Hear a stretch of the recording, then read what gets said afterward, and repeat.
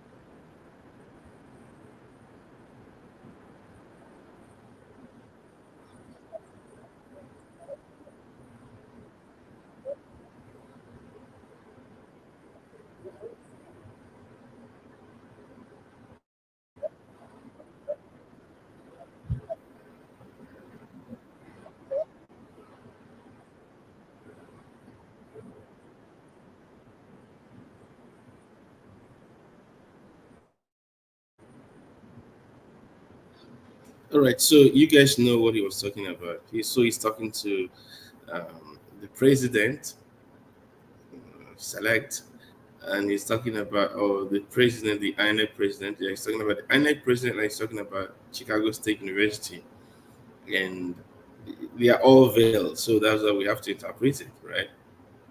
So he's saying that government leadership should start by the examples, and he is saying your record should be verifiable, and he's also saying you don't have to be anything to be a leader. You don't have to go to any school. That's what he means. You don't have to be educated. You don't have to claim those things to be a leader. So why do we do that? And I think the fault is partly ours because we place so much emphasis on certificates, especially when they are foreign ones. And we push our leaders to make commit this kind of error. You guys know, we forget so easily. But our former Senate president, Evan Enwerem, he was removed because the certificate he presented has one is Evan, the other is Evans. The certificate is Evans, and then himself answers Evan. That was all, just S. The scandal started with S. There was S in the certificate, and there was no S in his name. Evan versus Evans. That was it. You guys know Naaba, Omar Naaba. He was also removed because he said he went to Toronto University, but he didn't go. He was the Speaker of the House. They removed him. Why? He said he went to Toronto, University of Toronto, but he didn't go to University of Toronto. They removed him. He was already Speaker. But we have short memories. I think I think we probably remember, but we just just move on. I think that's the problem with us. We don't look at precedents. We don't say this has happened before, therefore this is the precedence, and we shouldn't let such things repeat. We just, if it happens, we start thinking, who? Oh, this guy Evan is evil. I am Yoruba. It doesn't concern me.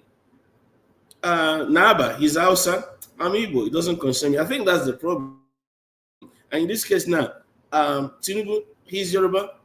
Um, I'm Yoruba, so I have to protect him.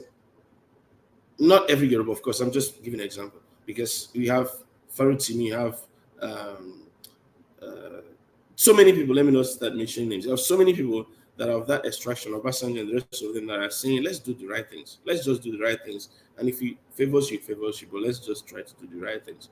So the president didn't have to say, and those things I said earlier was allegedly what people say, but he's the president, full stop.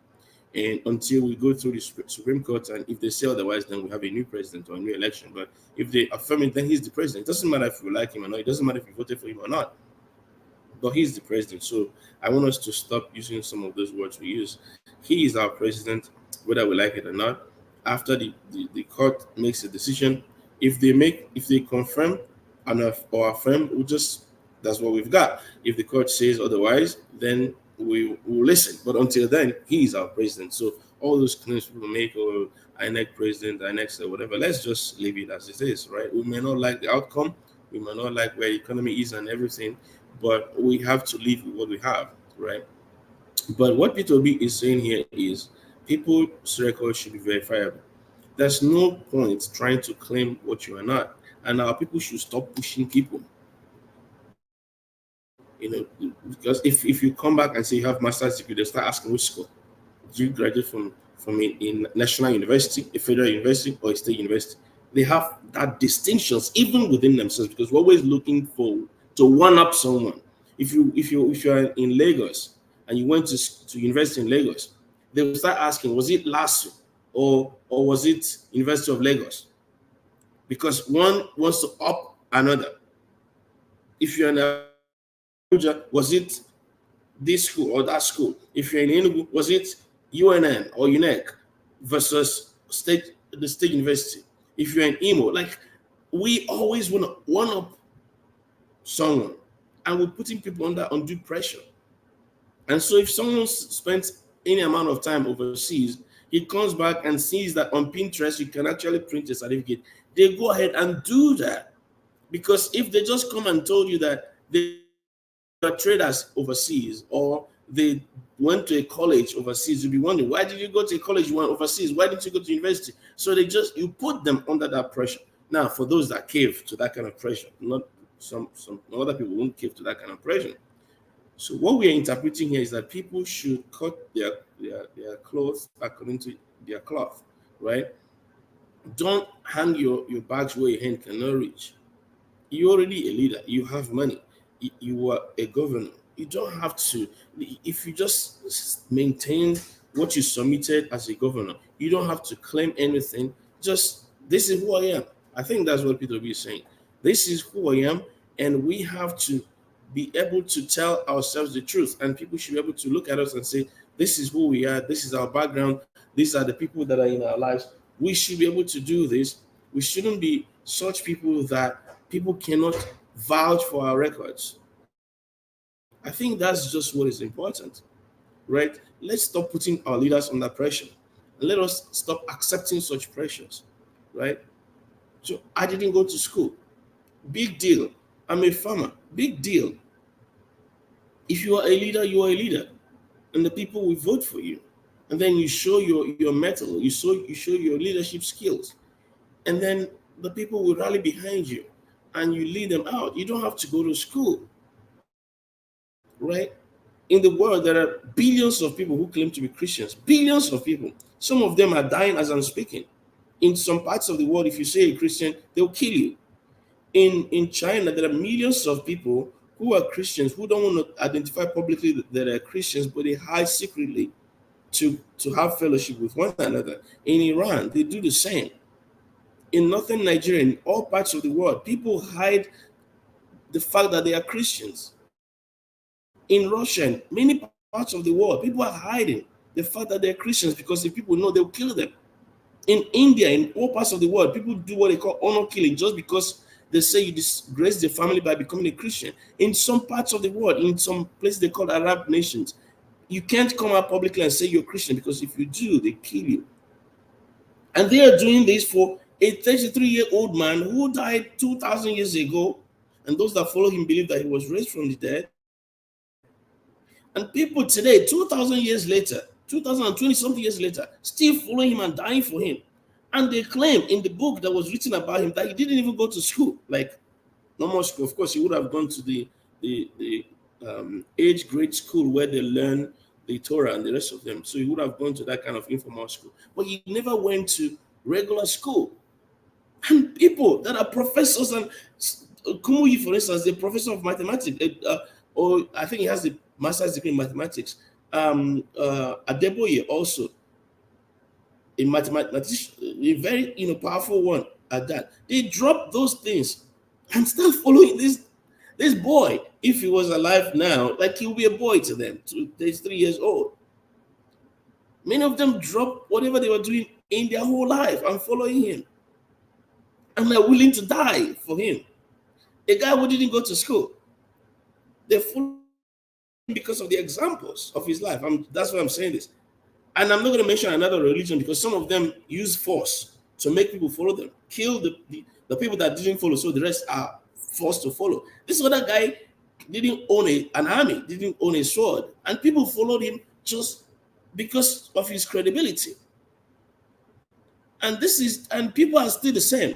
And this is to tell you, people can follow you based on credibility. You don't have to make anything up. Just on your credibility alone, people will follow you.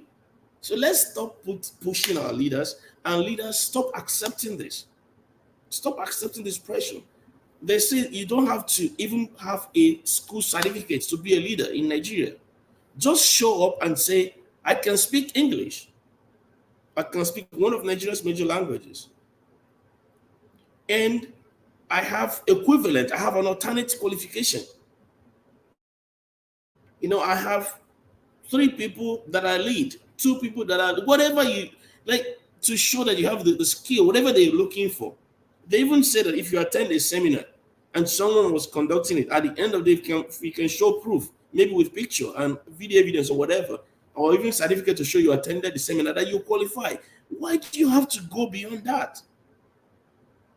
If you lost your primary school certificate, but you have your secondary school, or you lost your secondary school certificate, but you have your primary school, or you lost your primary school and secondary school, but you have your university, just show the one you have. If you don't have, say you don't have. And say, I can speak English, say I have alternate qualifications. And INEC can even decide that you don't have to show any of these things. They just look at you and say, we like you enough, and you're qualified.